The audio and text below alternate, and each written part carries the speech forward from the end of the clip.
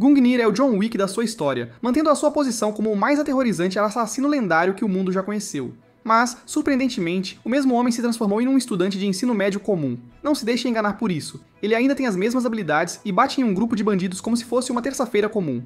Tendo destruído seus alvos no passado, ele saúda sua nova vida pacífica como um estudante normal do ensino médio. Mas para chegar aqui, vamos voltar para sua história de fundo. Este cara é o assassino mais forte de todos os tempos, e estava em sua missão final para sair de vez. Alvejando seu alvo, o presidente Akagi, ele demonstra uma velocidade divina, reagindo incrivelmente rápido às balas e eliminando todos em seu caminho. Akagi sabia que não sairia vivo desta e implorou por misericórdia, quando Hayate, que também é um assassino e melhor amigo de Toad, matou o sujeito por ele. A organização deles os encarregou de matar Akagi, então, naturalmente, eles atiram no presidente e concluem seu trabalho. Logo após a morte, Toad olhou para a tela do celular de Akagi e viu uma foto dele com sua filha. Ele não queria mais participar de uma vida de assassinatos e oficialmente se aposentou. Toad volta para casa para sua amada namorada, Mirai, que está esperando para cozinhar uma boa refeição para ele. No caminho de volta, Hayate está lá fora cantando elogios à expertise de Toad e quão incrível ele é como o assassino número 1. Embora todos temam seu nome e reputação, Hayate pensa que isso ajuda no trabalho deles. Ele já se sente triste porque seu melhor amigo vai se aposentar de vez, mas nosso menino já se cansou do seu trabalho e quer levar uma vida normal. Tudo isso começou a acontecer desde que ele conheceu Mirai, sua namorada. Ele quer viver uma vida tranquila com ela e seu cachorro, John, permitindo-lhe um calor raro que ele não podia experimentar normalmente antes. Hayate acha que será difícil para um assassino, especialmente quando tudo que ele sabe é matar. Surpreendentemente, o cruel assassino também é um romântico que quer propor a sua namorada em breve. Voltando para casa, Toad está elegante e dá as boas-vindas à sua nova vida de normalidade. Ele está nervoso como um geek, se preparando para encontrar sua amada. O cheiro de sangue o deixa apreensivo e o terror paira sobre ele. Ele quer começar uma nova vida com Mirai, mas assim que ele avança, suas esperanças se transformam em cinzas. Mirai está deitada em uma poça de sangue ao lado de seu cachorro. Derrotado, ele se aproxima dela, questionando o que poderia ter causado isso. Sentindo Hayate logo atrás, ele chama seu melhor amigo, que elogia Toad por sempre saber quem está seguindo ele. Infelizmente, a organização não quer alguém como ele para viver uma vida aposentada, especialmente quando ele se recusa a ajudá-los a alcançar seus objetivos. Hayate pensa que Mirai é um problema, por isso ele a matou, permitindo que Toad ficasse livre. Pela vontade de Oden, ele mata Toad quando ele já está derrotado, arrependendo-se da perda do maior assassino. Em seus pensamentos finais, Toad reflete sobre a dura realidade de que um homem como ele nunca poderia alcançar um final feliz e uma vida normal, e por causa dele, sua amante sofreu as consequências das ações de um assassino impiedoso que ousou sonhar alto demais. Isso até que ele ouve um monte de vozes murmurando em seu estado inconsciente, ajudando-o. Aquelas vozes parecem desconhecidas, até que ele finalmente reabre os olhos, mas desta vez ele não é mais Toad o assassino, e não está mais morrendo ao lado de seus entes queridos. O garoto tenta desesperadamente sair da cama em um estado de pânico. Sua visão está embaçada até que ele se olha no espelho, percebendo que é alguém completamente diferente. Neste momento, o assassino mais temido e implacável de seu tempo não é nada mais do que um jovem garoto. Kaito Fujiwara é informado de que passou em todos os seus testes e que seu ciclo de reabilitação foi bem sucedido ao longo do último mês. O médico está feliz em exclamar que as memórias perdidas do garoto também voltarão quando ele retornar à sua vida habitual, o que implica que Kaito experimentou algum tipo de amnésia. Embora isso seja apenas um lado da história, porque para o John Wick coreano aqui, a última coisa de que se lembra é a visão de partir o coração de sua amada namorada descansando em sangue frio, ao lado de seu precioso cachorro. O homem conhecido como Toad, o assassino mais mortal que queria sair da vida sombria que levava, foi traído por seu único amigo, Hayate. A próxima coisa que ele sabe é que está dentro do corpo de um menino, exceto que sua identidade é completamente diferente do assassino frio que ele foi. Há muito para ele desvendar, mas por hora, o cara juntou um monte de coisas durante sua estadia no hospital. Aparentemente, Kaito Fujiwara, o dono original do corpo dele, foi tragicamente atropelado e se tornou uma vítima do caminhão-kun a caminho da escola. O menino sofreu uma lesão cerebral ameaçadora para a vida que requereu cirurgia imediata, e após cair em um coma de 1 mês, ele finalmente acordou. Desta vez, não é Kaito, mas sim Toad, que estava genuinamente curioso sobre o processo de cirurgia e como foi realizado. Infelizmente, ele não tem ideia do que aconteceu logo após ele ter sido morto. A última coisa que ele se lembra é de uma voz afirmando que o cérebro de Toad estava perfeitamente intacto. Juntando 2 mais 2, ele percebe que foi lobotomizado no estilo Kenjaku. Confusão o cerca sobre os detalhes exatos do que aconteceu após sua morte, mas uma enxurrada de emoções o domina. O mesmo assassino impiedoso derrama uma lágrima atrás da outra, lamentando a perda de sua amada namorada e seu futuro feliz. Na cena seguinte, Kaito recebe alta e vai para seus pais. Kyoko, a mãe do menino, desaba em lágrimas como qualquer mãe faria ao ver seu filho voltar para casa são e salvo. Seu pai, Tero Fujiwara, é curiosamente um artista de manga que celebra igualmente a rápida recuperação de seu filho. A mãe do menino está preocupada com a amnésia de Kaito, enquanto seu marido tenta assegurar a ela que tudo ficará bem assim que ele voltar à vida normal. Animados, eles se voltam para o filho para ouvir sua opinião. Mas ao contrário de sua animação, a única coisa que Tuji pode sentir é medo. Ele entende que sua nova identidade se tornou ligada a Kaito. Mas se há alguém conectado aos incidentes envolvendo sua vida, isso significa que as coisas vão se complicar em breve. Mas por enquanto ele exibe um sorriso feliz, assegurando aos seus pais que ele vai ficar bem, porque internamente o assassino mais mortal decidiu se misturar por enquanto. Nós rapidamente passamos para a parte em que eles chegam em casa. Kaito experimenta um verdadeiro choque, percebendo que a criança é um herdeiro rico, porque esta casa é enorme. Acontece que o pai dele não é apenas um artista de mangá comum, ele é bem sucedido. O cara provavelmente escreveu Solo Leveling ou algo assim, e sim, antes de vocês todos me criticarem nos comentários, eu sei que é um manhwa. Além disso, a mãe dele vem de uma família de um médico renomado, então isso também é algo. Kyoko direciona o menino para o seu quarto, e ao entrar cambaleando, Kaito leva um segundo para absorver o ambiente. O assassino nota a arrumação deste quarto, perfeitamente organizado, e honestamente, não é diferente de um típico espaço de um estudante de ensino médio. Lembrando dos pais do menino, ele se recorda de como ambos estavam preocupados e frequentemente iam vê-lo no hospital. Isso significa que Kaito é amado e querido pela sua família. E lembra ao assassino do único desejo de sua namorada, que ele fosse feliz. Esse é o tipo de felicidade que o assassino não pôde experimentar por causa de sua vida. Se houver algo, o assassino Tuji não quer levar uma vida que acabe decepcionando os pais de Kaito. Estranhamente, ele nota uma foto interessante. Desta vez, não são apenas os pais do garoto, mas também outra família de 3 pessoas. Pelo que parece, o assassino entende que precisa aprender tudo o que puder sobre o passado do garoto. Na manhã seguinte, recebemos um novo visitante. Essa garota chega em uma limusine enorme só para visitar Kaito, não se importando com o fato de que ele recebeu alta apenas um dia atrás. Parece que ela é teimosa em vê-lo por causa de quão longe eles vão de volta. O pai do garoto abre a porta para encontrar a radiante Uzuha sorrindo para ele. Ela está ansiosa para verificar a condição do amigo, perguntando o que ele está fazendo. Bem quando o pai do menino está prestes a responder, Kaito entra e percebe que Uzuha é a mesma menina que ele viu na foto. Sem perder tempo, a menina o estrangula com um abraço apertado, expressando sua preocupação com a saúde dele. Kyoko fica feliz em vê-los se unindo como sempre. Quanto ao nosso garoto, ele está observando atentamente a reação de todos, e junta as informações de que Uzuha deve ser sua amiga de infância. Ela está animada e quer convidá-lo para uma carona até a escola, mas Kaito recusa, percebendo que a família dessa garota é ainda mais rica que a dele. Teru tenta se intrometer, mas Uzuha empurra esse homem direto para o carro, prometendo cuidar do estado dele. Ela se vira para anunciar uma festa de comemoração pela recuperação de Kaito. Os pais dele ficam surpresos e voltam ao trabalho, enquanto nossa dupla segue para a escola. Na escola, um grupo de valentões que parecem viver nas ruas está prestes a executar seu plano. Tetsu, o líder deles, pretende mexer com Uzuha, mesmo que seus amigos estejam com medo de se meterem em problemas por machucar a filha de Steve Jobs. Lançando um olhar forte, Tetsu lembra seus capangas que estão agindo como covardes sem motivo. Ele pensa que eles já se aprofundaram demais ao aceitar dinheiro de uma pessoa específica, o que significa que eles realmente não têm escolha a não ser executar este trabalho. Esse é simplesmente o tipo de pessoas com quem estão lidando. Enquanto discutem seus planos maliciosos, o acompanhante caro de Uzuha Yuzuha chega, exceto que desta vez, eles ficam surpresos ao ver um menino ao lado dela. Os capangas explicam que ele é apenas um cara normal que por acaso é amigo de infância dela, e que sofreu um acidente recentemente. Ao ouvir isso, Tetsu fica intrigado e se aproxima com um sorriso. Na cena seguinte, tanto Yuzuha quanto Kaito seguem seus caminhos para suas respectivas aulas. A assassina leva um segundo para avaliar sua personalidade, acreditando que ela é uma amiga gentil que cuida dele como uma irmã mais velha.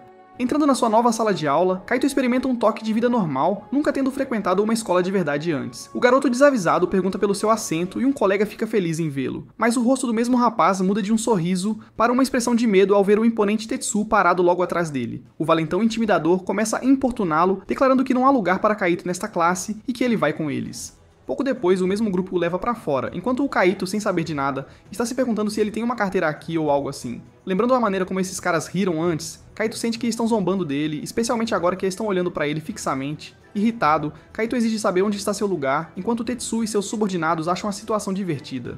Aproximando-se do garoto, o delinquente oferece ao garoto inocente um dilema. Se ele puder implorar de joelhos, então ficarão felizes em deixá-lo ir com apenas alguns socos. Aparentemente, esse cara está incomodado porque Yuzuha gosta do Kaito em vez dele. Tetsu até ameaça o garoto dizendo que, se ele ousar chegar perto dela, vai matar os dois. É engraçado que ele esteja dizendo isso basicamente para o John Wick daqui. Kaito leva um momento para entender a situação, decepcionado ao descobrir que esses caras são realmente seus inimigos. Ele está triste, não por si mesmo, mas por seu novo grupo de vítimas que estão prestes a serem derrotadas. O assassino não queria machucar ninguém no corpo do menino, pretendendo levar uma vida limpa. Como um último aviso, ele calmamente diz a Tetsu que, se ele retirar suas palavras, eles podem resolver isso pacificamente. Claro, esse comentário faz o punk loiro sem banho ficar furioso como se estivesse com diarreia após comer no Taco Bell. Pulsando com ferocidade, este homem avança com o punho, tentando matar o garoto com um único golpe. Mas meu glorioso rei avalia a trajetória do ataque, considerando esse cara um amador por atacar com um soco ruim, expondo 1 milhão de pontos fracos. O ataque é tão lamentavelmente lento que Kaito nem precisa se esforçar e destrói facilmente a confiança de Tetsu com um único soco. Percebendo que a situação exige medidas sérias, ele desfere um belo golpe de palma no queixo de Tetsu antes de jogá-lo no chão com um golpe de judô, percebendo ao mesmo tempo que o mundo real é pateticamente pacífico comparado ao inferno ao qual está acostumado. Passa um tempo até que Yuzura venha correndo em seu auxílio, apenas para perceber que este homem está cultivando aura na frente do sol penetrante. Acontece que este homem não estava em perigo, ele é o perigo. Yuzura está atônita, questionando se o menino diante dela é realmente o mesmo Kaito que ela conheceu a vida toda. Yuzura pergunta sem esperança se ele é responsável por derrubá-los no chão. No início, nosso garoto hesita e eventualmente inventa a desculpa de que foi arrastado para uma briga sem propósito. Aparentemente, Yuzura também ouviu as notícias, por isso correu para chegar ao telhado para vê-lo. Ela quer acreditar na realidade de que um garoto de aparência inocente como Kaito não poderia ter se envolvido em uma luta tão brutal, mas isso é só até ele encontrar um toque de sangue em sua gola, pensando que ele deve ter se machucado ou algo assim. Kaito tenta argumentar que está perfeitamente bem, mas Yuzura está desesperada e grita com ele por fazê-la se preocupar assim. Sua raiva preocupada se transforma em tristeza, incapaz de aceitar a ideia de ele ter se machucado. O assassino se pergunta o que aconteceu e se desculpa de qualquer maneira. Eles decidem voltar para a aula por enquanto, mas quando estão saindo, Kaito ouve o murmúrio do loiro machucado. O cara está bravo e planeja se vingar dele. A cena rapidamente corta para a festa noturna que Yuzura planejou anteriormente. Seus pais trouxeram um champanhe e a comida mais saborosa da mesa. Quero dizer, quem diabos eles contrataram para tudo isso? Gordon Ramsay? Enquanto os pais do menino estão curtindo o momento com uma risada feliz, Kaito não pode deixar de mais uma vez relembrar a imagem de sua amada namorada, Mirai, que muitas vezes sorria para ele da mesma forma e o incentivava a comer rapidamente. Ouvindo suas palavras, este homem passou de uma máquina de matar para uma máquina de comer. Até o cachorro deles queria experimentar a comida. Naquela mesma noite, Kaito foi até a namorada, se perguntando se era isso que sentia ao viver um momento feliz com a própria família. Esse mesmo sentimento é transmitido para seu eu atual, enquanto finalmente experimenta como é ter uma vida normal. De qualquer forma, Yuzura parece estar atrasada para a festa. Ele embora tenha sido ideia dela para começar. O pai do garoto exclama que Yuzura está passando por alguns momentos difíceis ultimamente, mesmo que ela nunca demonstre e sempre mantenha uma postura corajosa. De repente, uma sensação desagradável começa a surgir no peito do garoto, como se seus sentidos estivessem lhe dando algum tipo de aviso. Curioso, ele verifica o telefone apenas para ver seu amigo de infância ligando para ele. Ele atende perguntando sobre a condição dela, apenas para ouvir a voz do mesmo punk de antes. O punk está feliz que ele percebeu rapidamente e convida o garoto a ir a um local específico de acordo com suas coordenadas. E se o Kaito recusar, eles vão garantir que Yuzura pague as consequências por isso.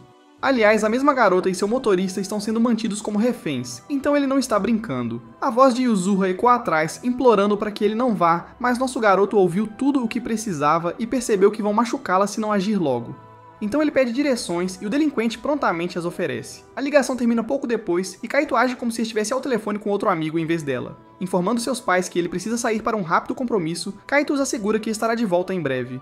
A cena corta para a fábrica escura e abandonada, onde quase uma dúzia de homens armados estão esperando para espancá-lo. Mas não só isso, o líder da organização também chegou enquanto seu segurança está casualmente ocupado se exercitando atrás. O homem está irritado que Tatsuya se deu ao trabalho de fazer a ligação e até joga uma lata na cara dele por isso. Ele está tentando manter um perfil discreto e ser chamado aqui de repente o coloca em grande risco por isso. Enfim, o canalha revela que capturou Yuzura para executar a ordem da organização. Aparentemente, eles querem interrogar algumas informações secretas dela sobre sua herança, mas até agora, ela ainda não cedeu, afirmando constantemente que não sabe de nada. Na verdade, essa é a principal razão pela qual Tatsuya se deu ao trabalho de ligar para sua melhor amiga, o mesmo garoto que está sempre ao seu redor, pensando que se eles o ameaçarem, ela vai contar tudo. Assim, ele terá cumprido sua missão, e como recompensa, Tatsuya reivindicará oficialmente seu lugar na organização. O líder da organização está de acordo com isso, mas avisa o loiro sobre o que acontecerá se ele falhar em sua tarefa. Veja, Inukami, o fanático por músculos não é de muita conversa. As únicas ordens deste homem são matar, como ele demonstra arremessando um haltere tão rápido que derruba uma parede. A mera existência de Inukami é suficiente para fazer o loiro molhar as calças, porque se ele falhar, ele será o próximo. Yuzura ruge e piora ainda mais sua posição, provocando-os enquanto sua assistente tenta acalmá-la. Infelizmente, isso leva Tatsuya a dar uma surra nele, pisando nele com raiva por alguém estar tentando interferir entre os dois. Ele diz aos seus subordinados para levarem o assistente dela para o lado e se concentra em Yuzura, assegurando-a de que, se ela não falar, seu amigo de infância vai morrer. Mesmo assim, a garota desamparada confirma que não tem ideia do que ele está falando. Irritado, Tatsuya ordena que Kaito seja trazido até ele imediatamente. Neste momento, eles têm 40 bandidos armados e um ex-gigante do wrestling responsável por matar um homem no ringue. Com isso, não há como o garoto sair por cima. O loiro tem certeza absoluta de que Kaito não passará por Inukami, e no final, Yuzuha acabará revelando tudo. A perspectiva muda para nosso garoto, que finalmente encontra o caminho para a fábrica. Do lado de fora estão um bando de idiotas que estão prestes a se tornar suas novas vítimas. Caminhando casualmente por eles, o garoto não mostra medo enquanto um deles rapidamente reconhece que ele é o alvo deles. Mas já é tarde demais porque esse homem os desmantela facilmente com um golpe doloroso no pescoço, derrubando-os instantaneamente. Com os 3 homens derrotados, o resto dos bandidos avança rapidamente. Mas é o fim deles, pois o estudante do ensino médio acaba com eles, empurrando um dos caras para dentro da lixeira. Com um olhar assassino, Kaito avisa os bandidos para não entrarem em seu campo de visão se quiserem continuar vivendo suas vidas inteiras. E sim, o One Piece é real. Voltando ao Tatsuya, seu chefe está começando a ficar preocupado que o garoto não esteja aparecendo, até se perguntando se o menino decidiu recuar. Afinal, ele é apenas uma criança. Mas apenas o loiro canalha sabe que o que ele enfrentou no telhado não era uma criança, mas sim um demônio. Ele tenta convencer seu líder Sul, assegurando-lhe que o adversário deles não é normal. Falando no diabo, eles ouvem seus homens cantando o nome de Fujiwara do lado de fora da fábrica. Yuzuha fica chocada enquanto o covarde loiro está apavorado por sua vida. A porta se abre com força enquanto o corpo de um homem é lançado como uma bola de papel, caindo bem ao lado dos pés de Tatsuya. Empolgado, o maníaco dos músculos se vira para encontrar seu alvo. Enquanto isso, o garoto aparentemente inofensivo lembra Tatsuya do aviso da última vez. Este homem está tendo dificuldade em conter sua força apenas para não matar esses caras. O Sr. Su está perplexo, questionando como uma criança foi capaz de aniquilar 20 bandidos sozinha. Ajustando casualmente sua gravata para máxima presença, Kaito exige ver seu amigo. O grito de Yuzuha ecoa pela fábrica, preocupada que ele tenha vindo por ela. Graças à voz dela, ele sabe que ela está exatamente 30 metros à sua frente. Ele está feliz que ela está bem, e examina o ambiente ao redor em busca dos homens hostis prontos para atacá-lo. Em um intervalo de tempo que parece não durar mais do que 53 segundos, a velocidade deste homem surpreende a sala inteira, chocando o chefe com sua habilidade quase divina enquanto derruba todos ao redor. Até Tetsuya está rastejando como um covarde, percebendo que brincaram e se deram mal da pior maneira. O medo da morte paira sobre ele, enquanto nosso herói agarra Tatsuya antes de fechar o punho, prometendo fazê-lo sofrer bastante. Nos próximos momentos, este homem desfere socos rápidos como relâmpago, quebrando precisamente as clavículas, costelas inferiores e cotovelos de Tatsuya. Como se essa dor excruciante não fosse suficiente, o cara o arremessa contra a parede mais próxima com um simples empurrão. Os homens do Sr. Su estão todos aterrorizados e absolutamente não querem ser derrotados pelo nosso rapaz. Eles querem fugir, mas ele os lembra que está pagando pelo trabalho. Su está começando a perceber o verdadeiro nível de perigo que está enfrentando. O alvo dele não é um garoto indefeso, mas um monstro. Graças a estar vendada, Yuzuha não viu nada, ele se aproxima dela e garante que vai ficar tudo bem. Bem quando nosso garoto está prestes a desamarrar suas cordas, o gigante empurra seu punho para esmagá-lo. O ataque atinge com um golpe pesado enquanto Yuzuha grita em pânico. Su pensa que eles podem realmente ter uma chance de vitória graças ao físico monstruoso do ex-lutador profissional. Mas, infelizmente para ele, quando a poeira baixa, é revelado que o soco não acertou de fato.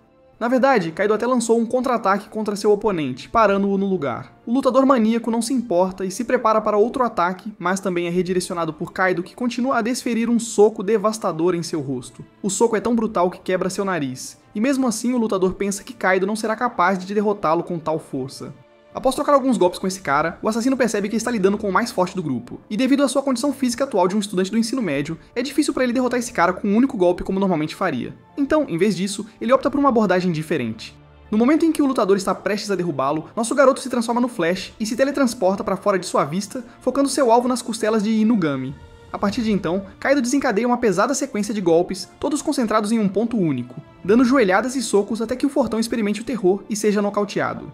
Chame-o de Dave por derrotar o Golias. Vendo seu lutador insano ser dobrado assim, os outros 6 homens saem correndo, o que provavelmente é a decisão mais inteligente que tomaram. Embora normalmente Kaido acabasse com seus alvos, agora ele precisa se preocupar com Yuzuha. Ele rapidamente desfaz as cordas dela e coloca uma expressão feliz, expressando sua satisfação em vê-la bem. Ele assegura a Yuzuha que a situação está sob controle e que Kawai, sua assistente, também ficará bem. Claro, esse tipo de situação traumatizante não é normal para uma garota como ela, o que faz Kaido se perguntar se ela está com medo. Mas de forma hilária, ela agarra sua gravata e, em vez de agradecê-lo, dá uma bronca nele por ter escolhido o pior caminho possível. Veja, ele poderia facilmente ter chamado a polícia para resolver a situação ou consultado adultos, mas em vez disso, o cara teve que fazer uma entrada cinematográfica e enfrentar 40 homens sozinho. Ainda assim, Yuzuha agradece por ele ter ido tão longe para protegê-la, mas dói vê-lo se colocando em perigo assim. Seu estado atual relembra Murai, que sempre dizia a Tuji para voltar para casa, sempre preocupada que um dia iria perdê-lo. Kaido conversa com ela e promete à sua amiga que de agora em diante nunca mais irá fazê-la se preocupar. O momento tranquilo deles é interrompido pelos gemidos de Kawai, o pobre coitado que foi espancado sem razão.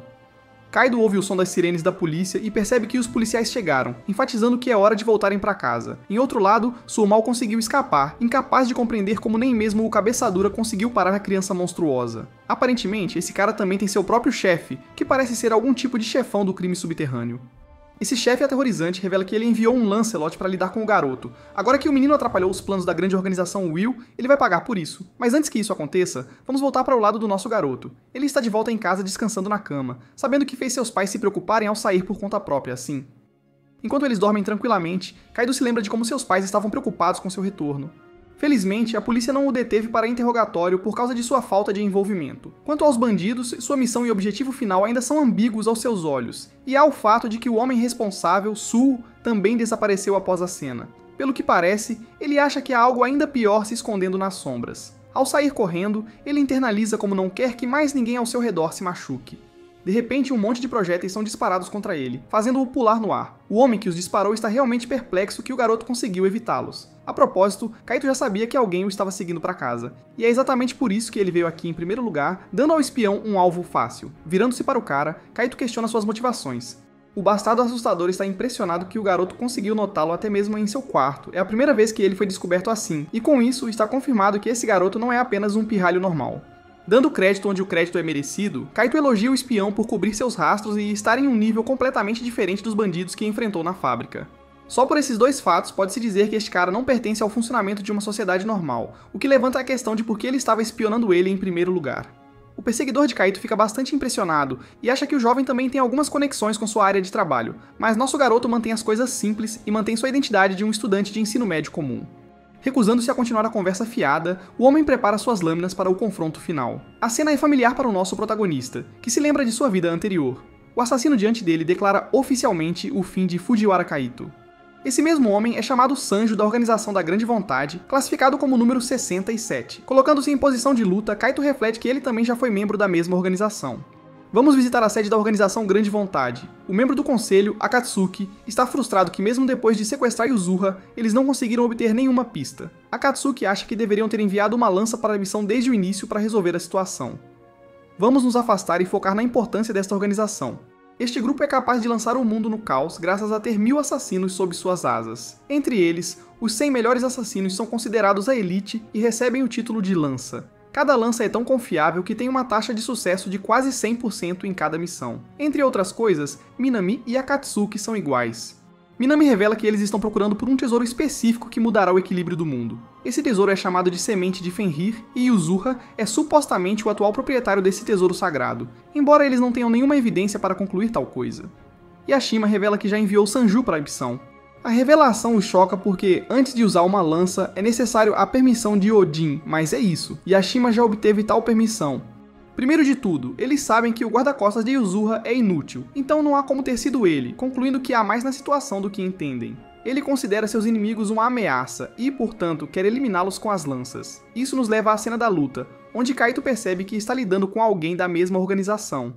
A postura que Sanju está usando é aperfeiçoada e difícil de ler, significando seu status de elite como um lanceiro. Isso também confirma as piores suspeitas do nosso garoto, que tudo que envolve os problemas de Yuzuha está realmente sendo controlado pela organização nos bastidores. Não é um caso de uma simples herança, mas algo maior. Sanju rapidamente observa a postura do garoto e comenta que ele não é um estudante do ensino médio. O garoto é destemido e se sente natural quando uma arma é apontada para ele. Percebendo o perigo, Kaito considera uma ameaça para Yuzuha e avança para derrubá-lo.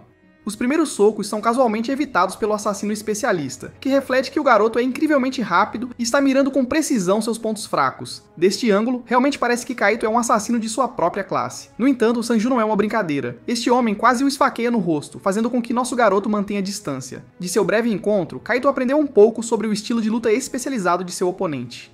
Sanju é um lutador que aproveita seu alcance a seu favor. O assassino fica impressionado com as habilidades do garoto e decide partir para o ataque saltando no ar. A situação se inverte e, embora ele tente um corte de borboleta no início, o assassino rapidamente se reposiciona em uma postura diferente na tentativa de dominar nosso garoto. Sanju fica genuinamente satisfeito ao encontrar seu oponente desviando como um especialista. Enquanto isso, nosso garoto está começando a perceber que está muito atrás em termos de força e velocidade. Só há uma maneira de derrotar um adversário como esse cara, e isso é escanear seu ambiente. Enquanto a lança de elite está indo com tudo no ataque, ele pensa que finalmente conseguiu uma abertura para atacar. Mas, para sua surpresa, quando acerta o golpe final, Kaito casualmente tira a jaqueta antes de apunhalar seu pescoço com um golpe preciso. Surpreendentemente, a lança conseguiu se esquivar a tempo e revidou com um golpe próprio. O corte acaba atingindo Kaito, o sangue escorre e ele percebe que está lidando com uma lança poderosa. Ele está percebendo suas próprias limitações por ter um físico mais fraco e não treinado, enquanto a lança está impressionada com a tentativa do garoto de prendê-la. Ele fala sobre como os movimentos perfeitos de Kaito mostram que ele é facilmente um profissional em combate, exceto que a única coisa que lhe falta é a pura intenção de matar. A única ordem que ele recebeu foi assassinar um estudante do ensino médio, mas agora faz sentido para ele porque uma lança foi dada para tal trabalho. Sanju revela que ele é uma ameaça aos planos da organização com Yuzuha, por isso ele deve ser assassinado imediatamente. Graças à sua própria confissão, Kaito agora tem certeza de que a organização está ligada a tudo. Decidindo mudar seu modo de lutar, o assassino decide ativar seu modo de combate, adotando uma pose incrível. Ele não vai segurar nada, prometendo mostrar a verdadeira essência de sua intenção de matar. Sanju avança com sua dança do dragão insana, que é essencialmente centenas de golpes de lâmina lançados contra o nosso garoto. A lança tornou-se irracional em sua perseguição e literalmente descasca uma árvore com facilidade. Enquanto isso, o Kaito encontra um lugar seguro para se esconder, percebendo que está lidando com alguém muito além do nível de um assassino comum. O maluco corta seu esconderijo com um tornado, liberando um jato de água. Tendo sofrido outro corte no corpo, Kaito percebe que está lidando com um usuário de classe S com uma lança.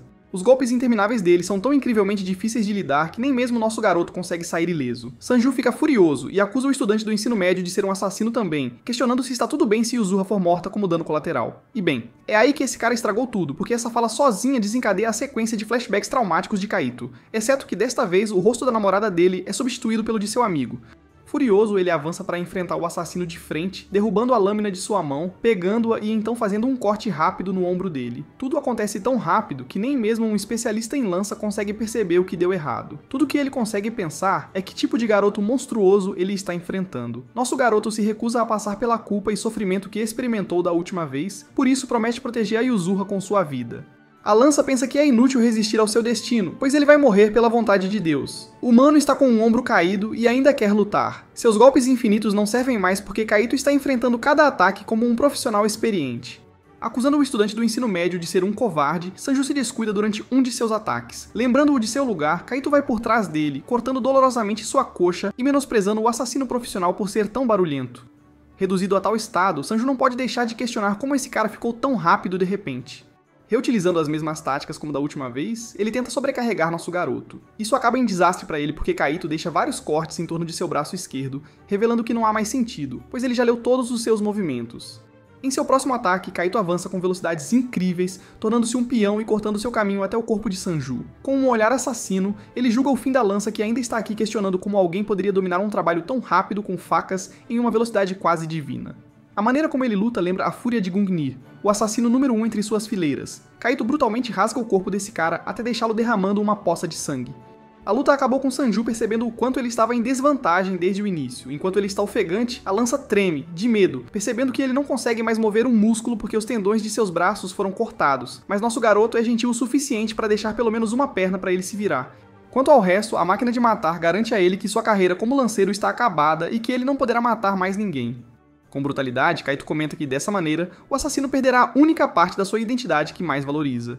É um destino pior do que a morte porque essas pessoas não conseguem nem mesmo se misturar na sociedade normal. Mas antes de deixar esse cara sozinho, o garoto faz suas duas perguntas, prometendo cortar dolorosamente sua outra perna se ele se recusar a responder. Para sua primeira pergunta, ele quer saber o nome do homem que deu a ordem e por que especificamente eles estão mirando a garota. Rindo como um bobo, Sanju revela que não vai falar, mesmo se for torturado e morto, pois jurou lealdade ao seu único Deus e nunca trairá sua vontade. A menção de Deus confirma tudo para Kaito, mas infelizmente, sirenes começam a soar por toda parte. A imprudência de Sanju atraiu a polícia. Naquela breve janela, o cara consegue usar sua única perna para escapar. Ele recomenda que o garoto também saia antes de ser pego. Antes de sair, Sanju se pergunta se o garoto realmente quer ser um estudante comum do ensino médio. Essa questão leva a uma viagem pelas memórias, pois Kaito se lembra de como todos ao seu redor achavam que ele não poderia ter uma vida normal simplesmente porque viveu sua vida como um assassino cruel. Mesmo agora, enquanto está coberto de sangue, o pensamento o atormenta. Ele é realmente normal? Ele pode sequer ser considerado um estudante do ensino médio? Essa questão ainda não foi respondida, mas mudamos para a sede onde Yashima fica sabendo da atualização de Sanju. Izuma informa que a lança foi efetivamente desmontada a ponto de ele não conseguir mais continuar trabalhando. Akatsuki está por aqui maravilhado com as habilidades de Kaito para derrubar um assassino especialista, radiante de empolgação. Izumo confirma que quem quer que fosse era um monstro, porque Sanju descreveu os movimentos do cara como sendo semelhantes ao Gung-Ni, um nome que chama a atenção entre todos eles. Até mesmo Akatsuki acha que é um exagero dizer isso, comparar esse cara ao usuário de faca mais forte que já existiu. Izumo entende a frustração deles, especialmente quando o nome Gung-Ni não é mencionado levianamente. Minami interrompe a confrontação enquanto Akatsuki reclama sobre a importância e especialidade de Touji. De qualquer forma, eles acham que esse guarda-costas aleatório de Yuzura provou ser consideravelmente poderoso. Ele não apenas atrapalhou seus planos, mas também derrotou um oponente de nível lança. Com esse desenvolvimento, Yashima e os outros não podem mais esperar. Tudo isso deixa Yashima questionando o mistério por trás de Kaito Fujiwara. Falando do nosso garoto, ele volta para o quarto e se remenda em segredo. Ele está passando por uma crise de identidade ao saber que deveria ser um estudante de ensino médio comum em vez de um assassino, como costumava ser. Infelizmente, ele tem que ajudar Yuzura a escapar dos olhos da organização. E então há o fato de que eles vão mirá-lo ainda mais agora que ele derrotou uma lança. Com um corpo assim, ele ficará perdido, então Kaito pretende trabalhar e ficar forte novamente. Se ele precisa preservar esta vida pacífica, então ele precisa fazer tudo ao seu alcance para garantir que ela permaneça segura. Quanto à organização Grande Vontade, Akatsuki se voluntaria e expressa grande interesse em enfrentar o Homem Misterioso como seu alvo. Eles ficam surpresos, mas Izumo acha que é uma ótima ideia para uma ameaça deste nível. Afinal, se esse cara realmente se compara a Tuji, uma lança comum não vai dar conta. Um curioso Akatsuki está ainda mais feliz em usar sua posição para lidar com a ameaça. A propósito, esse cara não é brincadeira. Ele está classificado em 9º lugar no geral e é um dos maiores assassinos por aí. Após um dia ter passado desde o sequestro de Yuzura, os pais de Kaito e a menina lhe dão uma grande festa de boas-vindas para comemorar sua alta do hospital. Para demonstrar seu amor, seu pai apresenta o omurice que ele se esforçou muito para fazer, embora seja um pouco difícil de acreditar porque o prato parece meio amaldiçoado. Logo depois, Yuzura diz que preparou algo especial para ele e coloca um prato de ensopado de carne suculento na frente dele. Com um sorriso orgulhoso, ela diz para ele aproveitar sua obra-prima enquanto está quente. Assim que atinge suas papilas gustativas, nosso garoto imediatamente tem um flashback do passado para quando estava saindo de casa, e Mirai perguntou se ele chegaria tarde novamente. No entanto, daquela vez, ele disse a ela que estaria em casa a tempo para o jantar, porque só precisava encontrar alguém e pegar uma ou duas coisas sem dar nenhuma pista sobre seu verdadeiro trabalho. Mirai ficou muito feliz ao ouvir isso, porque ela estava fazendo um ensopado de carne favorito dele naquele dia, e isso o deixou muito contente. Então ele lhe disse com olhos apaixonados que iria compartilhar algo importante com ela quando voltasse antes de partir, e ela se despediu dele com seu sorriso precioso e um menino Johnny sorridente em seus braços. Enquanto comia o ensopado de carne, Kaito fica triste por nunca ter conseguido dizer a ela que ele estava deixando sua vida de assassino para ficar com ela. Yuzura fica irritada ao ver sua decepção e pergunta se estava realmente tão ruim, mas nosso garoto de repente começa a devorar a comida dela como se fosse sua última refeição na Terra. Quase chorando, ele diz a ela que está delicioso. Yuzura fica feliz em ouvir isso, e sua mãe diz que tem muito mais de onde veio, se ele tiver um grande apetite. Enquanto assiste seu pai incendiar a panela, e Yuzura sorrindo com o bolo e se divertindo, nosso herói é grato do fundo do coração por ter uma família tão amorosa. Mais tarde, ele leva Yuzura de volta para casa porque as coisas se tornaram mais perigosas recentemente. Ele pergunta a ela se percebeu algo incomum acontecer ao seu redor desde então, mas ela diz a ele que tem policiais ao redor de sua casa, então ela deve estar segura no momento. Confuso, Kaito pergunta a ela por que seu mordomo não está com ela, e ela diz que pediu pessoalmente para ele ficar longe, porque ele é tão chato que é impossível se divertir com ele por perto. De qualquer forma, ela avisa que se divertiu muito na casa dele, admitindo que já fazia muito tempo desde que ela riu tanto novamente. Sua expressão rapidamente se torna séria enquanto ela confessa que tem se sentido bastante para baixo, desde que perdeu seu pai. Ouvindo isso, nosso garoto fica completamente sem palavras, e Yuzura percebe que ainda não contou isso a ele porque não queria piorar sua amnésia com notícias tão estressantes. Ela diz que isso aconteceu há cerca de 2 meses, na mesma época do acidente de carro que o deixou em coma. Kaito percebe que é por isso que ela estava tão emocionada ao perdê-lo também naquela época, mas ela se manteve forte e nunca deixou seus sentimentos de tristeza aparecerem, cobrindo-os com sua personalidade alegre. Nosso garoto pede desculpas por fazê-la se preocupar, mas Yuzura diz que não é grande coisa, e destaca que ele não mudou nada, surpreendendo-o.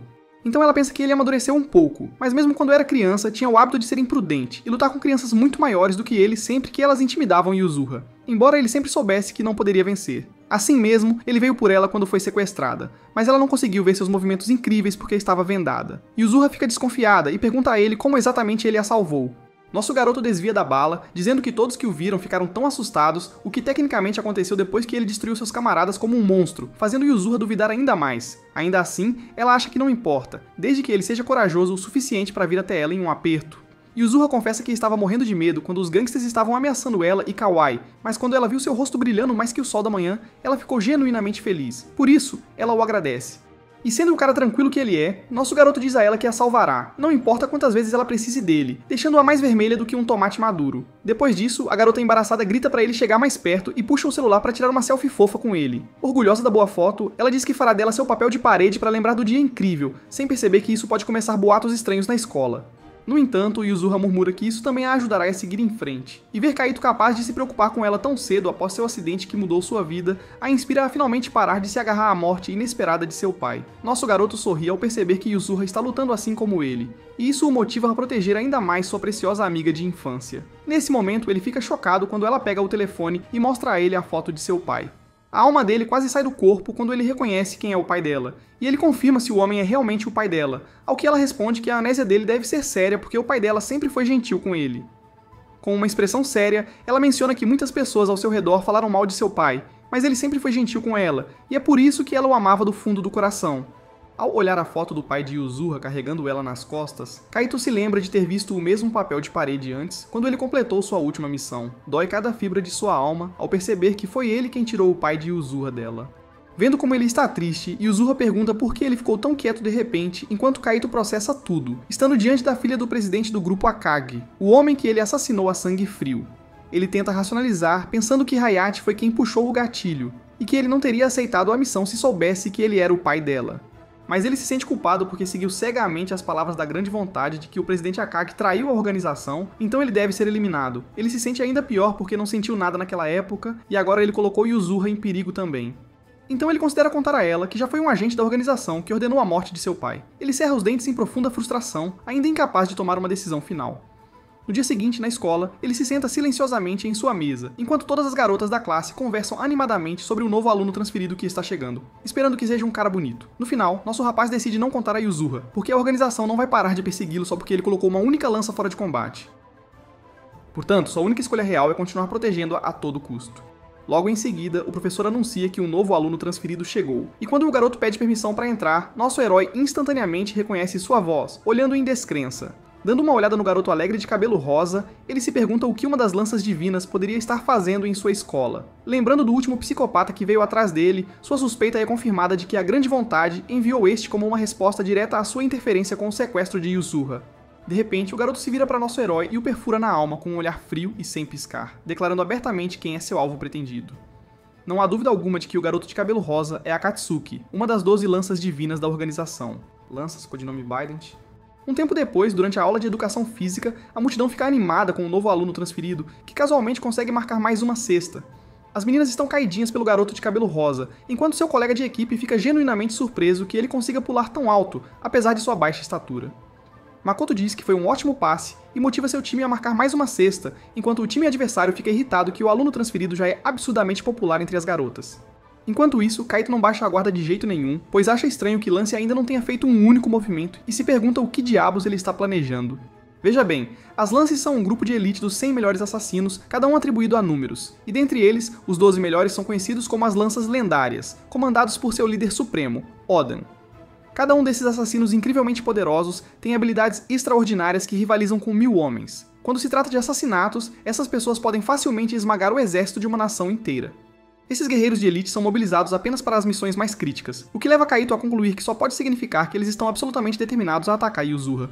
Kaito olha para baixo, triste, enquanto as memórias dolorosas de sua última missão o atingem, e ele imagina que os assassinos devem estar atrás do tesouro secreto que o presidente supostamente roubou deles. Ele continua se preocupando se Akatsuki decidir agir nesta escola, ele pode realmente proteger a vida de todos aqui, incluindo sua amiga de infância, com seu corpo atual de um estudante do ensino médio. Algum tempo depois, todos retornam para a sala de aula, mas os alunos ainda não param de idolatrar Makoto e continuam implorando para ele ir ao karaokê com eles. Ele é um sucesso instantâneo com as garotas, que começam a se apaixonar por ele ainda mais quando ele revela que praticou um pouco de basquete nos Estados Unidos. Enquanto isso, nosso herói observa a situação à distância e percebe que Akatsuki não fará sua jogada hoje, e ele faz uma nota mental para ficar em alerta máximo amanhã. Nesse momento, ele ouve Yuzuha chamá-lo e perguntar se ele pode ir a algum lugar com ela depois da escola. Nosso garoto imediatamente rejeita a oferta dela sem nem mesmo ouvi-la, insistindo que ela deveria ir direto para casa naquele dia. No entanto, do nada, uma mão repousa em seu ombro e Makoto aparece por trás para cumprimentar a garota alegremente pelo nome, o que acende todos os tipos de alerta para Kaito de que ele está seriamente interessado em Yuzuha. Makoto se apresenta, mas Yuzuha aponta que ele já é bastante famoso como um novo cara quente por toda a escola, e ela pergunta como ele sabe o nome dela, já que eles nunca se conheceram. O estudante transferido alegre diz a ela com um sorriso despreocupado que ela é a garota do ensino médio que herdou a fortuna do grupo Akagi, o que a pega completamente de surpresa. Ela de repente fica um pouco deprimida enquanto Makoto continua, dizendo que seu pai está em dívida com o presidente, então ele foi instruído a cuidar dela. Mas quando ele tenta convidá-la para algum lugar, nosso garoto de repente interrompe e inventa uma desculpa de que machucou o dedo durante o treino e na verdade precisa ir à enfermeira. Nosso garoto dá a ele um olhar mortal frio, o que o convence a entrar no jogo, e os dois garotos se separam de Yuzuha. Ela olha para trás com um sorriso e agradece a Kaito por protegê-la de estranhos mais uma vez. Poucos momentos depois, enquanto os dois estão no telhado, Makoto admira a vista e comenta sobre como o auge da juventude de um estudante é maravilhoso. Ele então olha para Kaito e pergunta, brincando, se o levou lá para confessar seu amor ou algo assim, mas nosso rapaz continua dando um tratamento silencioso a ele. Makoto simplesmente ri disso e continua dizendo que Yuzuha é realmente bastante fofa de perto, mas diz que não pode acreditar que ela é filha do presidente. Kaito vai direto ao ponto e exige saber qual é o verdadeiro objetivo dele por estar aqui, perguntando se é vingança pelo rapaz de cabelo roxo. O estudante transferido parece tão despreocupado como sempre e casualmente pergunta se ele é realmente quem derrubou Sanjo. Ele começa a analisar seu físico, e acha surpreendente que ele tenha conseguido vencer Sanjo com apenas alguns ferimentos leves, mas nosso herói repete sua pergunta novamente, ficando visivelmente mais irritado a cada segundo. O assassino finalmente abandona seu ato de inocente e admite que quer colocar as mãos no tesouro secreto que Yuzuha herdou de seu pai, o que confirma totalmente as suspeitas do nosso garoto.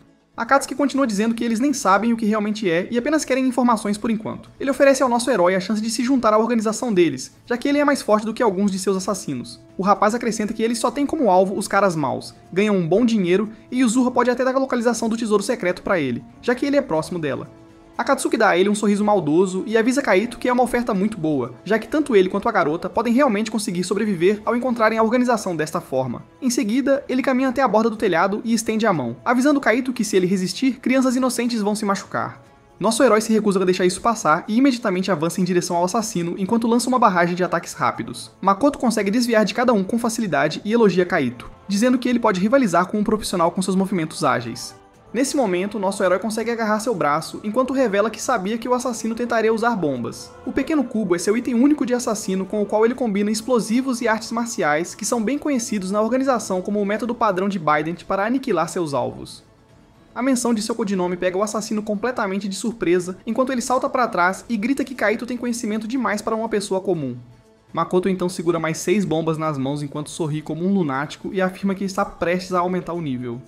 Com determinação nos olhos, ele salta pelo telhado e tenta pegar as bombas. Ele consegue agarrar as 3 primeiras e rapidamente corre em direção ao resto. Nosso garoto então faz parkour sobre a parede e usa os pés para pegar as outras 3. Makoto assiste a cena inteira se desenrolar e afirma que não há nada de normal em Kaito, mas então lança outra bomba do nada em direção ao chão abaixo. Kaito tenta desesperadamente alcançá-lo enquanto o assassino o provoca dizendo que ele não pode proteger todo o corpo estudantil dessa forma. Nosso herói não consegue pegar o cubo enquanto ele cai do campo abaixo, enquanto o lunático atrás estala os dedos e detona a bomba. Kaito protege o rosto da explosão enquanto os estudantes abaixo começam a entrar em pânico com a explosão repentina e correm para longe da área. Mikoto o tranquiliza dizendo que ajustou para explodir antes de atingir o solo, então ninguém se machucaria, chamando isso de um pequeno bônus por conseguir pegar 6 das bombas.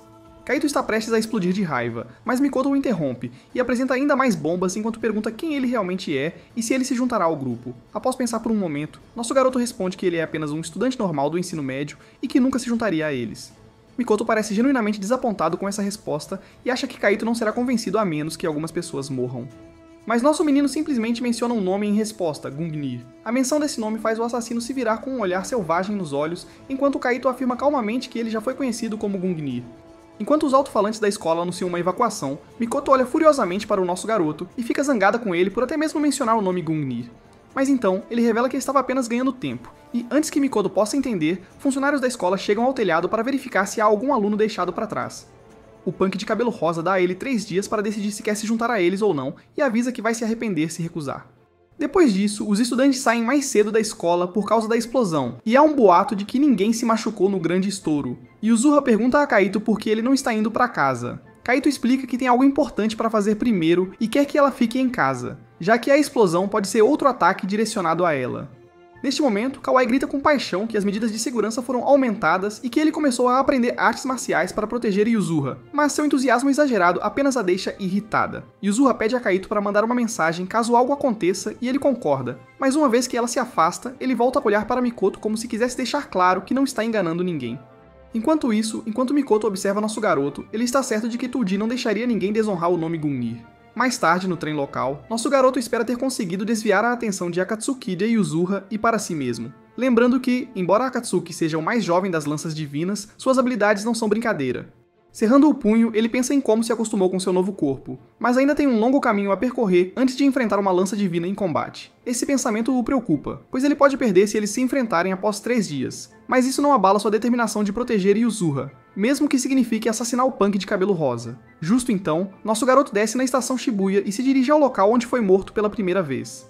Ele pula para a varanda enquanto se pergunta por que ele veio aqui, já que Mirai não estaria esperando por ele. Quando a porta de repente se abre, ele se pergunta se pode ser uma armadilha armada pela organização. Mas apesar disso, ele entra no apartamento apenas para ver a cena do crime limpa, enquanto o resto do lugar ainda parece o mesmo. Nesse momento, ele ouve um barulho e assume sua posição de combate esperando um assassino, apenas para se surpreender quando seu cachorro John está lá abanando o rabo. John late alegremente enquanto o bom garoto corre até ele e nosso herói nota o frisbee preso em sua boca. A visão o leva de volta aos dias em que ele e Mirai iam ao parque brincar de buscar com John, e seus olhos se enchem de lágrimas ao perceber que o cão ainda se lembra dele. Nesse momento, algo chama a atenção pelo canto do olho e ele vê uma foto dele, Mirai e John juntos na praia. Isso faz ele se lembrar da época em que estavam viajando, e ela disse que, embora nunca entendesse a natureza do trabalho dele, Mirai sempre quis que ele fosse feliz. Ele responde que está satisfeito com sua vida e morrerá protegendo-a, mas Mirai simplesmente diz que um homem morto não pode ser feliz, e quer que ele tente viver de verdade. Agora chorando como uma viúva, nosso herói se arrepende de nunca ter conseguido fazê-la feliz e que agora ela só existe em suas memórias. Depois disso, ele volta para casa e conta para sua família que um casal teve que desistir do cachorro devido a circunstâncias difíceis, então ele o trouxe para casa e se pergunta se eles poderiam ficar com ele. Antes que ele possa argumentar mais, Taro concorda imediatamente em adotar o cachorro, e Kyoko sugere que eles se revezem para passeá-lo. Quando perguntam o nome do cachorro, ele explica que os últimos donos o chamavam de John. Mais tarde ele manda uma mensagem para Yuzuha perguntando se algo já aconteceu e ela diz que as coisas estão bem chatas. Ela menciona ter ouvido falar sobre o novo cachorro dele e pergunta se pode vir acariciá-lo, mas ele diz para ela não vir agora, sorrindo para o telefone porque sabe o que deve fazer. Depois disso, ele liga para Akatsuki, que pergunta zombeteiramente se ele mudou de ideia já que os 3 dias ainda não terminaram. Mas nosso garoto diz que já cansou de brincar e está pronto para dar uma surra em Akatsuki no telhado da escola antes do amanhecer, jurando acabar com isso de uma vez por todas porque ele é Gungnir. Ao ouvir o nome Gungnir, Akatsuki fica tão enfurecido que quebra o telefone na mão. Na mente dele, alguém como Kaito nunca poderia se comparar ao Lord Toad, que era a própria definição de um assassino perfeito. Ainda assim, Kaito ousa reivindicar o nome Gungnir bem na frente dele. 3 anos antes, no Oriente Médio, os dois estavam em uma missão perigosa juntos. Em certo momento, Akatsuki cometeu um erro crítico que o deixou completamente cercado por inimigos. Seu braço esquerdo foi destruído, e estava claro que ele estava prestes a morrer. Bem quando ele se preparava para o fim, Tuji apareceu de repente e derrubou todos os inimigos num piscar de olhos. Akatsuki agradeceu a ele, dizendo que só conseguiu chegar até ali por causa de seu esforço, e o instou a voltar vivo, prometendo cuidar da missão a partir dali. Na manhã seguinte, os dois se encontram no telhado. Akatsuki pergunta casualmente a Kaito o que ele está pensando em vir aqui lutar enquanto usa um uniforme escolar. Kaito responde que planeja derrotá-lo primeiro e depois assistir às aulas. Rindo, Akatsuki diz a ele que ambos tiveram exatamente a mesma ideia, e acrescenta que desde ontem ele tem pensado em como os movimentos de Kaito eram quase os mesmos de Gungnir. Ele admite que uma vez quis ser como ele, mas agora que Kaito o fez sentir a presença de Gungnir em primeira mão, ele nunca o perdoará por isso, pelo menos não até que ele o transforme em pequenos pedaços de carne assada. Com um sorriso, Akatsuki diz que quer compartilhar um pequeno segredo antes de começarem a lutar. Ele revela que plantou bombas em algum lugar da escola e que, como seu braço esquerdo protético está diretamente ligado ao seu cérebro, ele pode detoná-las instantaneamente com apenas um movimento de seus dedos. Se Kaito perder para ele, muitas pessoas morrerão, e a única maneira de parar o derramamento de sangue é cortando a ligação entre seu braço e seu cérebro. Isso deixa apenas 2 opções, cortar o braço dele ou destruir seu cérebro. No entanto, Kaito aponta calmamente que há uma terceira opção. As bombas também podem ser desarmadas se Akatsuki for nocauteado. Ao ouvir isso, Akatsuki fica genuinamente surpreso, e Kaito explica que já disse a ele que conhece Akatsuki. Enquanto Kaito se prepara para lutar, ele diz que não veio aqui para matá-lo e que só veio para detê-lo. Com um sorriso confiante, Kaito pergunta se Akatsuki realmente acredita que pode realizar isso. Então, sem aviso, ele avança e lança um ataque. Akatsuki consegue desviar, mas nosso garoto nota que sua única vantagem está em conhecer as táticas e a personalidade de Akatsuki, porque o desempenho físico deste corpo não está no mesmo nível que o dele. Akatsuki joga várias bombas no ar e quando elas detonam, as explosões visam destruir os olhos e ouvidos do alvo. Em seguida, ele dá um gancho de esquerda. No entanto, como Kaito já conhece toda essa tática, ele rapidamente desvia e se move para dar um soco no peito de Akatsuki.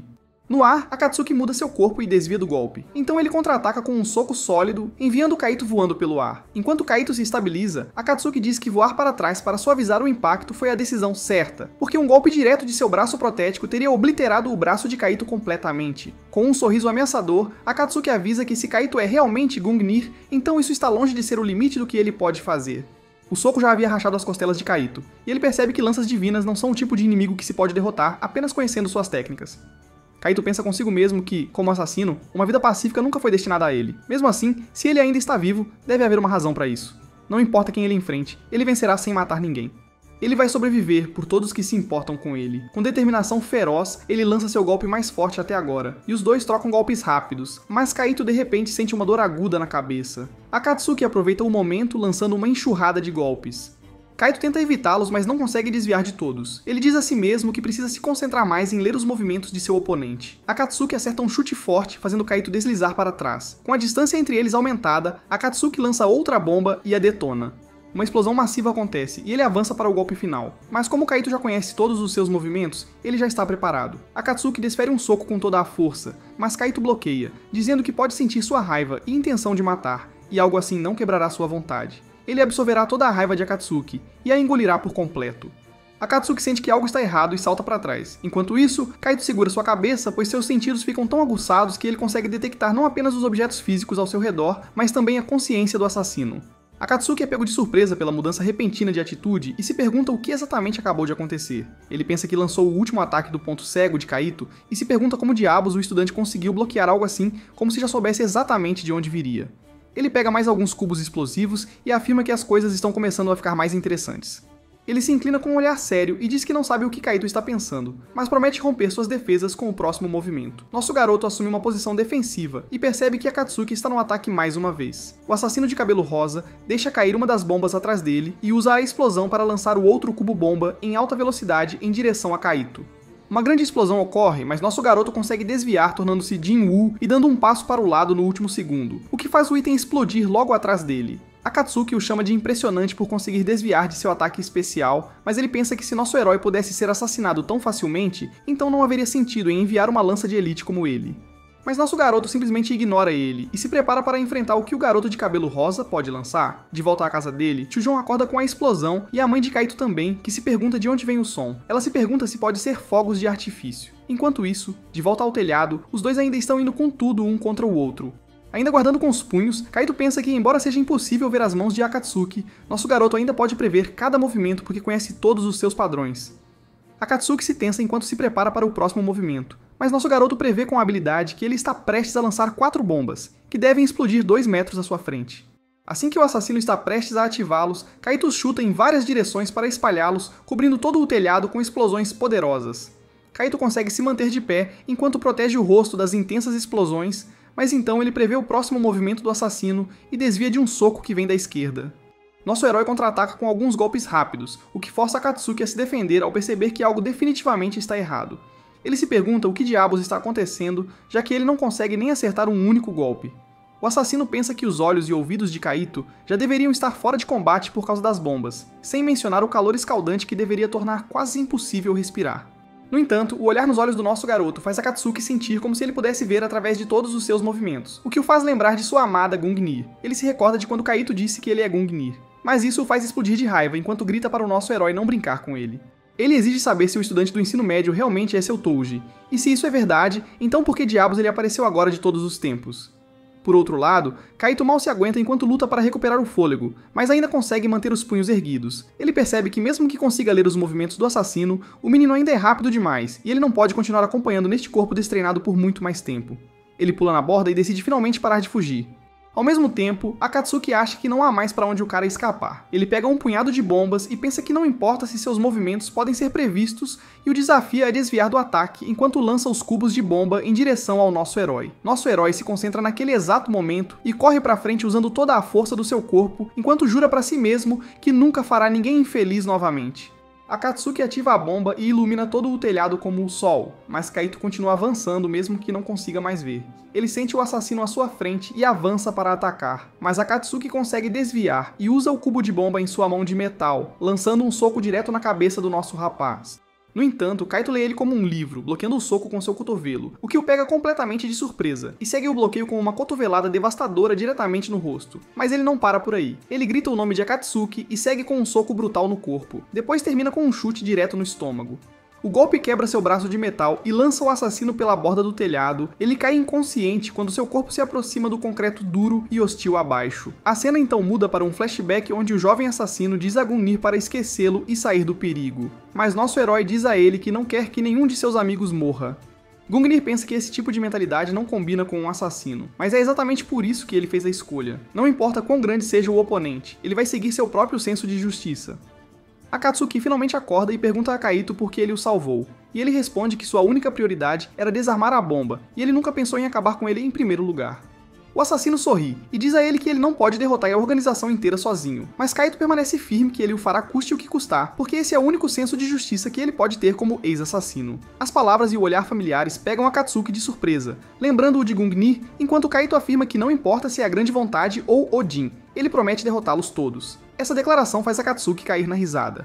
Ele repete as palavras de Kaito e o chama de louco por sequer pensar em algo assim. Para surpresa de Kaito, o assassino acredita nele de que ele realmente é Toad no Cap. O garoto sorri e diz que apenas alguém insano como Toad poderia dizer algo tão louco, enquanto nosso herói apenas olha para ele surpreso.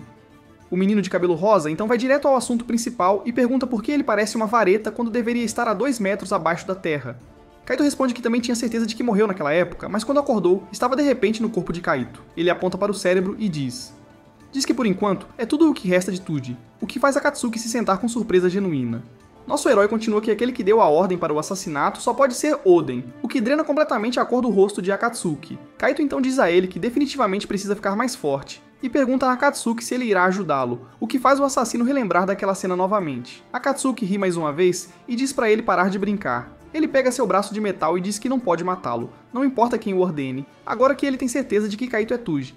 Nosso herói pergunta se ele vai voltar para a organização, mas o assassino nega categoricamente e diz que voltar depois de uma perda tão grande é impossível. Ele então pergunta ao garoto o que ele planeja fazer agora, e Akatsuki fica sério, dizendo que decidirá depois que tiver analisado tudo por um tempo, já que ainda acha impossível acreditar que Oden teria como alvo Tuji.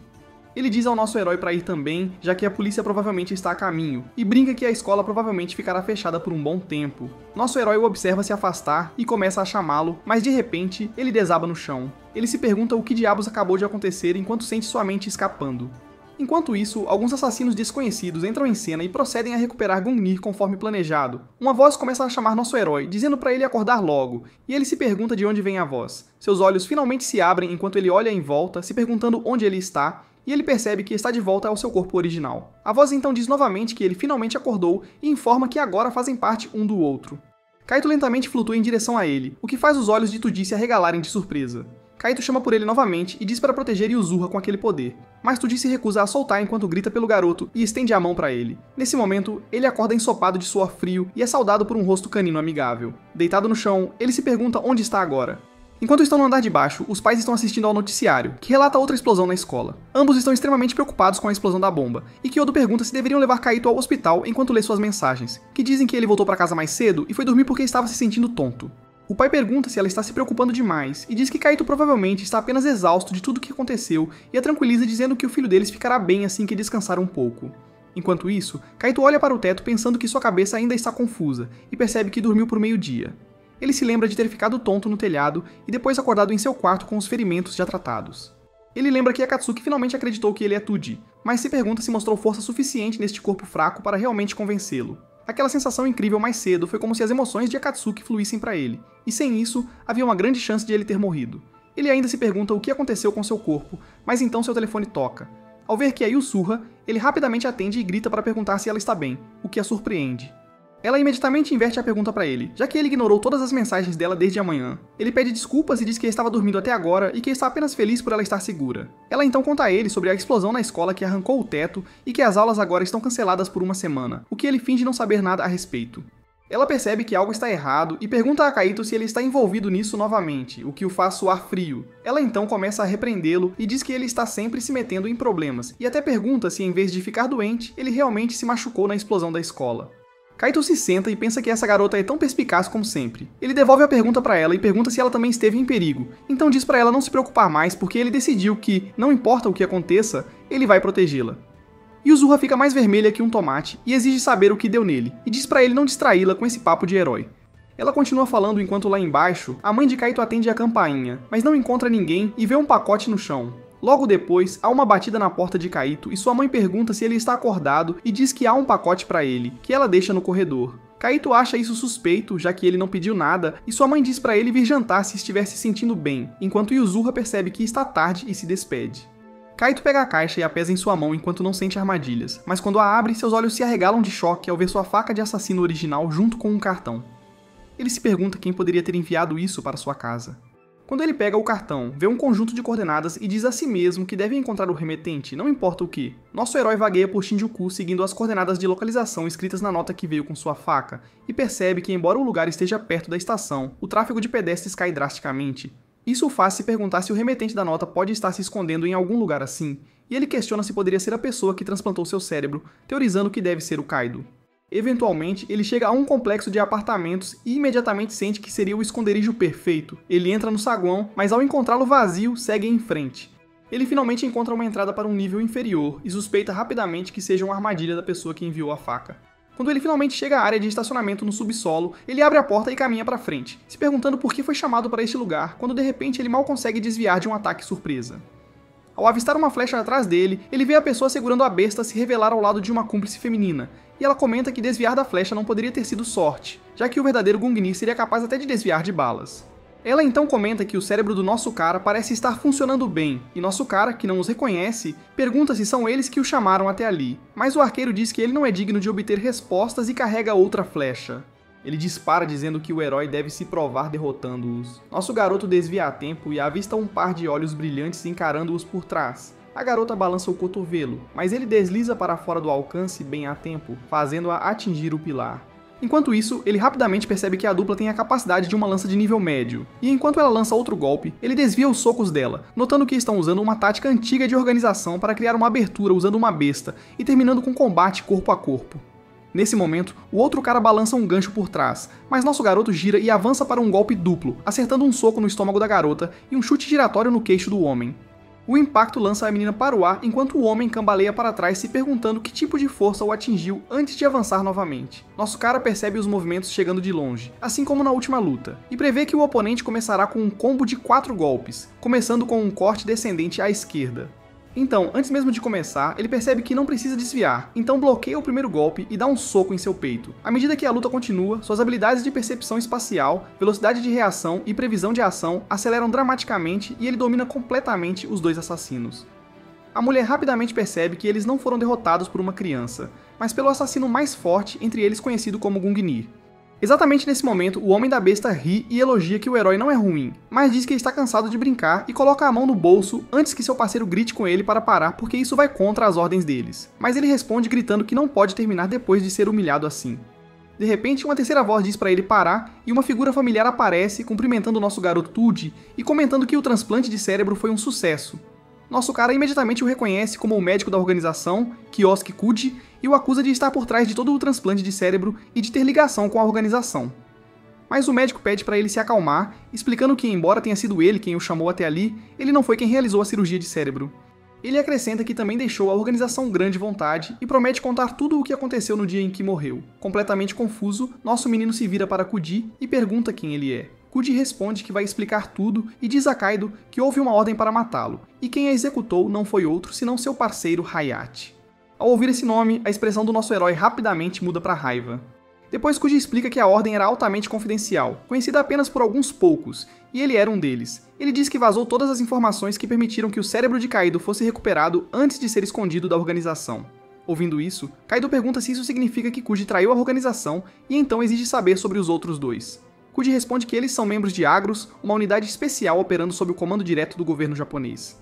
O único objetivo desta unidade é aniquilar a organização Grande Vontade. Ele acrescenta que são mais conhecidos como Argos, e foram eles que transplantaram o cérebro de Tudi para o corpo de Kaido.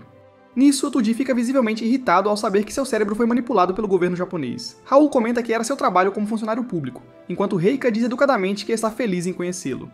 Ela então explica que o governo vê a Organização Grande Vontade como sua maior ameaça. Raul acrescenta que o cérebro de Tudi foi preservado apenas porque eles precisavam de sua ajuda. Enquanto isso, Kaito luta para processar tudo o que acaba de ouvir. Kuti diz a ele que eles haviam originalmente monitorado o progresso de seu transplante de cérebro e ficaram aliviados por não terem que matá-lo. Mas, dada a situação naquela época, sua morte parecia inevitável. Ouvindo isso, nosso garoto pergunta se eles sabiam que ele seria assassinado, então eles também devem saber que Mirai estava em perigo. Ele lança um olhar frio e barbudo, tão afiado que Reika fica assustada. Raul rapidamente diz que não tem ideia sobre isso, alegando que nem estavam presentes na hora. Quando sua cabeça começa a latejar, nosso garoto a agarra com uma mão e pergunta se o estranho poder que o faz sentir a intenção de matar também é um efeito colateral do transplante de cérebro. Mas antes que alguém possa responder, ele de repente desmaia no chão inconsciente, deixando todos congelados em confusão sobre o que fazer. Enquanto os outros estão preocupados, Kuti parece mais intrigado pela misteriosa habilidade que ele acabou de mencionar. De volta à Organização Grande Vontade, Hashima pergunta a Izumi se Akatsuki relatou algo, e Izumi responde que não houve nenhum contato, e Akatsuki até cortou todas as formas de comunicação. Izumi admite que Akatsuki sempre foi difícil de lidar, mas ele sabe que as 12 lanças divinas podem fazer o que quiserem, desde que não desafiem Odin. Hashima então pergunta se ele acredita que é possível para um membro das 12 lanças divinas ser derrotado, mas Izumi ri da sua pergunta, dizendo que é raro ouvir uma piada dele. Ele comenta que, a menos que estejam lidando com o fantasma de Gungnir, ele não consegue imaginar Akatsuki perdendo para mais ninguém. Hashima concorda que a força de Gungnir era monstruosa, mas lembra que o homem já está morto, e seu corpo foi descartado há muito tempo. Ainda assim, Izumi menciona que há rumores de que Argos pode ter descoberto algo relacionado a isso. Ambos os homens concordam que se realmente houver um espião entre eles, eles precisam agir rapidamente antes que a situação piore. Impulsionado pela raiva, Hashima afirma que eles devem eliminar Argos primeiro antes de voltarem sua atenção para o trono de Fenrir, e Izumi concorda firmemente. Ao mesmo tempo, nosso garoto mais uma vez se encontra dentro do reino mental, e rapidamente o reconhece como o lugar onde já esteve antes.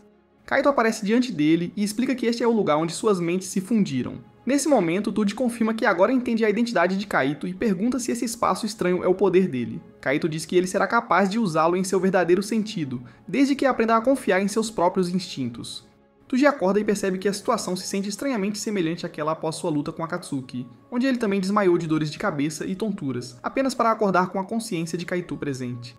Sentado perto, Kuti diz a ele que eles estão atualmente dentro de um de seus esconderijos, que se conecta diretamente à garagem onde estavam mais cedo. Em seguida, ele explica que se passaram exatamente 1 hora e 50 minutos desde que Tudi desmaiou até que ele finalmente acordou. Ele também realizou vários testes no cérebro de Tudi enquanto ele estava inconsciente, confirmando que não havia problema com as conexões neurais. No entanto, a atividade cerebral está operando muito além do normal e aumenta ainda mais durante o combate. Segundo Kuti, a intenção de matar que Tudi sente é provavelmente causada por essa atividade cerebral elevada. Ele admite que ter a opinião de um especialista seria ideal, mas por hora pode afirmar com certeza que a condição é extremamente perigosa. Kuti avisa que a sobrecarga já o fez entrar em coma por horas, e se isso continuar sem controle por muito tempo, o estresse se tornará fatal. Nosso herói se levanta lentamente, segurando sua faca e apontando-a diretamente para Kuti. Ele friamente lembra o homem que ele ainda não respondeu à pergunta de antes. Ele quer saber se Kuti permitiu que Mirai fosse levada apenas para poder recrutá-lo. Mantendo a voz calma, Kuti responde que não tinha conhecimento disso, então não há razão para ele descontar sua raiva nele. O homem então pergunta se ele preferiria ter morrido ao lado dela. Antes que a tensão se quebre, Raul de repente chuta a porta e sua voz intervém, enquanto ele diz ao nosso garoto para guardar a faca. Com uma expressão séria no rosto, ele provoca o homem, dizendo que a Organização Grande Vontade é um grupo perigoso com o objetivo de destruir o mundo, e agora um de seus ex-membros loucos está sentado lá tentando dar-lhes uma lição. Kuji intervém, explicando que Argos acredita que existem 2 chaves para derrotar a organização. A primeira é Gungnir, enquanto a segunda é um tesouro sagrado conhecido como a Semente de Fenrir, algo que eles estão determinados a proteger a todo custo. Ao ouvir isso, a mente do nosso herói imediatamente relembra a época em que Akatsuki foi atrás de Yuzurra por essa mesma razão. Ele então pergunta o que esperam que ele faça. Ao ouvir isso, Raul não perde tempo em provocá-lo novamente, dizendo que agora ele finalmente parece cooperativo. Mas Tudi os assegura ao afirmar que derrubar a organização já é algo que ele decidiu fazer, com ou sem eles. E Raul concorda porque um objetivo em comum o torna mais fácil de confiar. Com isso, Kuti expõe o plano deles. Eles vão mirar em uma das instalações centrais da organização onde nosso herói trabalhou. Poucos sabem da sua existência. É o Instituto de Pesquisa, onde a evolução humana forçada, conhecida como Avalon, foi estudada. É também o lar de uma equipe especial dedicada à pesquisa da Semente de Fenrir. Se eles puderem investigar Avalon, eles podem descobrir tudo sobre o tesouro. Nosso garoto acha que isso também pode levá-lo à verdade sobre por que Yuzurra está sendo alvo. Ele então diz a Kuji para lhe dar todos os detalhes da operação. Quando finalmente chega o dia, uma aeronave voa alto acima de um local desconhecido. Kuji está ao lado dele, explicando que se conseguir roubar e destruir a pesquisa, isso dará um golpe massivo na organização. A operação está prestes a começar, e enquanto ele se prepara para a missão, o relógio está correndo e restam apenas 5 minutos para o início da infiltração. Faltando 3 minutos para o helicóptero chegar ao local-alvo, Raul olha para Toji e pergunta se ele está com medo. Toji responde calmamente que ele se sente da mesma forma que Raul. Embora em sua mente ele pense silenciosamente que o momento que ele estava esperando finalmente está prestes a acontecer. Na sala de operações, logo antes do ataque começar, Kuji apresenta os detalhes da missão. Ele explica que a instalação de pesquisa está dividida em 2 seções principais, o complexo acima do solo, que possui 20 andares, e o complexo subterrâneo. No passado, este lugar serviu como um campo de treinamento para assassinos, mas agora se concentra em pesquisas destinadas a produzir assassinos mutantes através de manipulação genética. Ouvindo isso, Reika comenta que é basicamente uma fábrica que transforma humanos comuns em monstros. Continuando seu briefing, Kuji afirma que o alvo principal está localizado no 3º andar da seção subterrânea, onde os dados mais valiosos estão armazenados. Isso inclui informações cruciais sobre a semente de Fenrir. Depois, Raul descreve que o objetivo da missão é recuperar os dados e, se possível, destruir toda a instalação. Para isso, eles se dividirão em 2 equipes, com uma delas desviando a atenção das forças de segurança, enquanto a outra infiltra-se no prédio. Embora Avalon seja uma instalação extremamente confidencial, suas defesas não estão no nível de uma base militar propriamente dita. Ainda assim, a infiltração será difícil já que eles não têm conhecimento preciso do layout interno. Toji se oferece para lidar com a infiltração sozinho, mas Raul lhes dá uma resposta astuta, dizendo que esse era o plano desde o início e insinuando que ele já sabe o motivo pelo qual Toji foi mantido vivo até este ponto. Com um sorriso astuto, Raul diz que a vida do nosso garoto será usada em prol da paz mundial e acrescenta que ele o acompanhará para dentro, o que significa que terão que trabalhar juntos. Com apenas 90 segundos restantes, Raul e Reika começam a dar suas instruções finais. O homem ordena que todos permaneçam em suas posições designadas, enquanto Reika informa a equipe que 10 pessoas a acompanharão até o telhado e outras 10 irão para o portão principal. Ela explica que a tarefa deles é criar uma entrada barulhenta e chamativa para manter a segurança ocupada, dando a Toji e Raul uma chance de entrar durante o caos. Nosso herói assegura a ela que eles vão conseguir sem falhas, e Raul informa que eles farão a entrada pelo lado sul. Quando a rampa se abre, Raul nota que mal consegue ver qualquer coisa através das nuvens espessas, mas nosso garoto responde que pode sentir claramente Avalon bem debaixo deles. Conforme o ponto de desembarque se aproxima, Toji se volta para Raul e anuncia em voz alta que ele não será mais Gungnir. Ele é Kaito Fujiwara. Com isso, a operação começa e todos começam a pular do avião. Nosso herói voa pelo ar e Raul diz a ele que está indo rápido demais, mas ele não escuta porque está pensando que esta é a instalação da Organização da Grande Vontade onde treinam os assassinos, e aqui ele descobrirá por que Yuzurra está sendo alvo. Quando eles chegam à zona de salto de paraquedas, todos abrem seus paraquedas e pousam em segurança. Raul fica muito bravo com Toji porque achou que nosso garoto iria morrer, mas acontece que ele está bastante acostumado a acrobacias como o Ikishin, essa. Visivelmente incomodado com o falatório constante, nosso garoto diz a ele para esconder o paraquedas rapidamente antes que alguém o veja. Eles se escondem nos arbustos e observam a área, e Raul diz que as coisas estão indo suavemente, assim como Kuji lhes disse, então eles devem conseguir infiltrar-se facilmente pela entrada sul. Ele diz a Toji que abrirá o obturador, e de repente uma explosão acontece no telhado acima. Reika envia mensagem que, de acordo com o plano, ambas as equipes começaram a distração, então ela diz para ambos se infiltrarem rapidamente na instalação. Enquanto Raul abre a porta, nosso garoto fica parado pensando que finalmente começou de verdade. Quando a porta se abre, Raul diz para ele ir na frente e que o seguirá. Sirenes soam e um anúncio de emergência é feito na instalação, informando que há uma atividade suspeita e que a equipe de segurança deve se mover imediatamente para o telhado e o portão principal. Os pesquisadores que estão dentro da instalação entram em pânico e pensam em quem atacaria a instalação da organização. Como toda a segurança está ocupada, Toji e Raul rapidamente se movem pelos corredores juntos. Raul acha que Reika e os outros estão indo muito bem e se pergunta se toda a segurança se moveu para o terraço e o portão principal, pois está quieto demais. De repente, Toji sente 4 inimigos se aproximando, então ele rapidamente se move para o canto e os ataca primeiro. Ele derruba o primeiro com um soco na cabeça e os outros começam a atirar nele, mas ele rapidamente se move e também os derruba com apenas um soco preciso. Raul fica surpreso ao ver quão rápido ele eliminou 4 inimigos com apenas uma faca, e ele se pergunta o quanto ele estava se segurando antes, quando lutaram juntos. Toji diz a ele que as escadas estão logo à frente e que devem se mover rapidamente agora. Observando tudo isso em um monitor, Izumo diz que eles estão infiltrando a instalação com apenas 2 pessoas, mas eles são muito fortes, pois derrotaram os assassinos aprimorados muito facilmente. Enquanto isso, Omega diz a ela que os caras parecem bem deliciosos, e pergunta a Izumo se ele pode fazer o que quiser se eliminar os dois, querendo liberdade como todo mundo. Com um sorriso malicioso, Izumo concorda e diz a ele que a tarefa atribuída a ele por Odin é proteger Avalon a todo custo. Ele diz a ele que gostaria de ver seu poder, e se ele fizer isso, não apenas será oficialmente reconhecido como uma lança, mas também se tornará parte das 12 lanças divinas. Depois de ouvir isso, Omega fica animado porque é a primeira vez que ele poderá usar seus poderes fora de um experimento e ele também tem permissão para matar humanos. Por outro lado, Raul diz ao nosso garoto que eles precisam se mover, pois os inimigos estão chegando, mas ele apenas fica parado.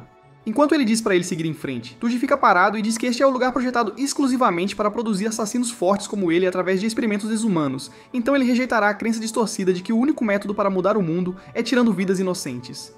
Bem pessoal, esse é o fim do vídeo. Se gostou, comente para a próxima parte, se inscreva no canal e deixe o like. Obrigado por assistir e até a próxima.